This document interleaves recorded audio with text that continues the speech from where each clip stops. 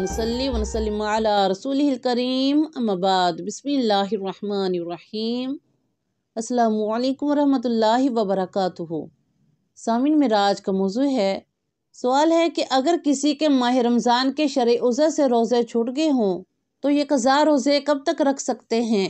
اور ان قضا روزوں کی ادائیگی کی صورت کیا ہے؟ سامعین، اس کا جواب، سامعین، اسلام دین فطرت ہے۔ شریعت اسلامیہ کے تمام احکام میں انسانی فطرت و طبیعت کی بھرپور رعایت کی گئی ہے، یعنی اسلام آسان دین ہے اور دین کا کوئی بھی حکم ایسا نہیں جو انسان کے لیے پریشانی یا تنگی کا باعث ہو۔ بے شک سامعین، خود خالق کائنات نے قرآن پاک میں سورہ حج میں ارشاد فرمایا، وَمَا جَعَلَ عَلَيْكُمْ فِي الدِّينِ مِنْ حَرَجٍ، کہ اللہ نے تم پر دین میں کوئی تنگی نہیں ڈالی۔ بے شک، سبحان اللہ۔ اور سامعین، یہی وجہ ہے کہ شریعت اسلامیہ کا کوئی بھی حکم انسان کی قدرت و استطاعت سے باہر نہیں، خواہ وہ مرد ہو یا عورت۔ اور عورتوں کے ساتھ فطری طور پر یہ مجبوری ہوتی ہے کہ ان کے لیے مہینے کے چند ایام ایسے ہوتے ہیں کہ جن میں وہ جسمانی اور ذہنی طور پر تکلیف سے دوچار ہوتی ہے، تو شریعت نے ماہواری کے ان ایام کی رعایت کرتے ہوئے عورتوں سے اس حالت میں نماز جیسی اہم عبادت کو معاف کر دیا ہے، اور روزہ بھی عورت کو اس حالت میں نہیں رکھنا ہے، البتہ روزوں کی قضا لازمی کرنی ہے۔ جیسا کہ صحیح بخاری شریف کی حدیث مبارکہ میں ہے، ام المومنین حضرت سیدہ عائشہ صدیقہ رضی اللہ تعالیٰ عنہ فرماتی ہیں کہ ہمیں ایسی حالت میں روزے کی قضا دینے کا حکم دیا جاتا،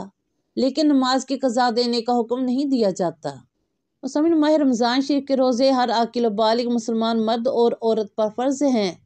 سفر شرعی، بیماری، خواتین کو حالت حمل، حیض و نفاس اور بچے کو دودھ پلانے کی صورت میں روزہ نہ رکھنے کی رخصت دی گئی ہے۔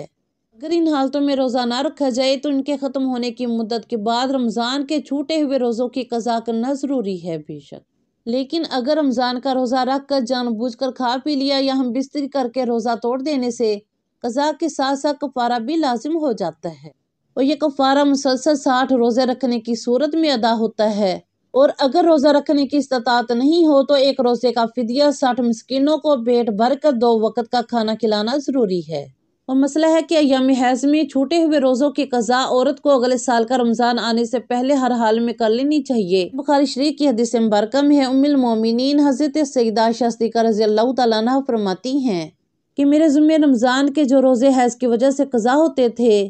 ان کی قضا میں صرف شعبان ہی کے مہینے میں رکھ سکتی تھی، کیونکہ سامعین تو آپ ام المومنین رمضان کے قضا روزے شعبان کے علاوہ کسی اور مہینے میں رکھنے کی فرصت نہیں پاتی تھی، کیونکہ اور دنوں میں وہ آپ صلی اللہ علیہ وسلم کی خدمت میں ہمہ وقت مشغول رہا کرتی تھی، اور اس طرح مستعد رہا کرتی تھی کہ آپ صلی اللہ علیہ وسلم جس وقت بھی خدمت کے لیے بلائیں حاضر ہو جائیں۔ سبحان اللہ۔ اور نبی کریم علیہ السلام چونکہ شعبان کے مہینے میں اکثر روزے سے رہا کرتے تھے، تو اس لیے اس مہینے میں ام المومنین کو مہلت مل جاتی تو ان کے ذمہ رمضان کے جو روزے ہوتے تھے ان کی قضا رکھتی۔ سبحان اللہ۔ تو سامعین، اس حدیث مبارکہ سے یہ ثابت ہوتا ہے کہ ام المومنین حضرت سیدہ عائشہ صدیقہ رضی اللہ تعالیٰ عنہ اپنے ذمہ عائد ماہ رمضان کے روزوں کی قضا اگلے رمضان کے آغاز سے قبل ماہ شعبان میں کرتی تھی۔ سبحان اللہ۔ تو سامعین، اس لیے ہم سب مسلمانوں کو بھی ماہ رمضان کے آنے سے پہلے اپنے قضا روزوں کی ادائیگی کر لینی چاہیے، کیونکہ سامعین بلا عذر شرعی دوسرا رمضان آنے تک روزوں کی قضا مؤخر کرنا جائز نہیں، کیونکہ حدیث مبارکہ میں ہے، حضرت ابو ہریرہ رضی اللہ تعالیٰ عنہ بیان کرتے ہیں کہ نبی کریم علیہ السلام نے ارشاد فرمایا، جس نے رمضان کا مہینہ پایا اور اس پر گزشتہ رمضان کے روزوں کی قضا باقی ہے، اس کے اس رمضان کے روزے قبول نہیں ہوں گے، اور جس نے نفلی روزے رکھے جبکہ اس پہ رمضان کے روزوں کی قضا باقی تھی، اس کے نفلی روزے قبول نہیں ہوں گے حتیٰ کہ وہ قضا روزے رکھ لے۔ سامعین، ایک اور حدیث مبارکہ میں نبی کریم علیہ السلام نے ارشاد فرمایا، نصف شعبان کے بعد سے رمضان تک کوئی روزہ نہیں ہے۔ تو سامعین، اس حدیث مبارکہ سے معلوم ہوا کہ 15 شعبان کے بعد نفلی روزہ نہیں رکھنا چاہیے، لیکن جس کے ذمہ فرض قضا روزے باقی ہوں تو وہ 15 شعبان کے بعد بھی مسلسل رکھ کر گنتی پوری کر سکتا ہے۔ سامعین، مسئلہ ہے کہ اگر کسی نے رمضان کے روزے قضا نہیں رکھے اور دوسرا رمضان آ گیا تو وہ پہلے سے دوسرے رمضان کے ادا روزے رکھے، اس کے بعد گزشتہ رمضان کی قضا کرے اور اپنی اس تاخیر پر اللہ تعالیٰ سے مغفرت طلب کرے۔ سامعین، مسئلہ ہے کہ اگر کسی نے روزے کو رمضان تک بلا عذر شرعی مؤخر کر دیا تو رمضان گزرنے کے بعد ان روزوں کی قضا کرے،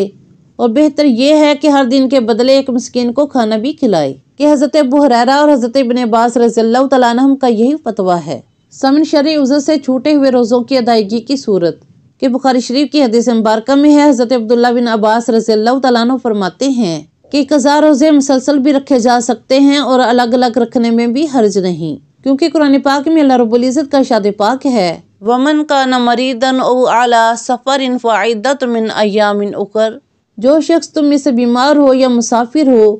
और वो रोज़े ना रख सके तो दूसरे दिनों में अदद पूरा करना लाजिम है।